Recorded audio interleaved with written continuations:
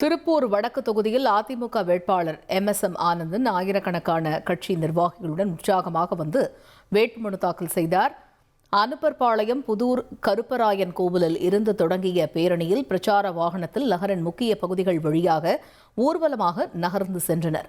மேளதாள இசையுடன் பெண்கள், ஆண்கள் என அதிமுக மற்றும் கூட்டணி கட்சி தொண்டர்கள் திரளானோர் கலந்து கொண்டு அதிமுக கொடிகளை அசைத்தபடி ஆதரவு தெரிவித்தனர். அதைத் தொடர்ந்து 15 வேலம்பாளையம் மண்டல அலுவலகத்தில் தேர்தல் நடத்தும் அதிகாரியிடம் MSM ஆனந்தன் தனது வேட்புமனுவை தாக்கல் செய்தார்.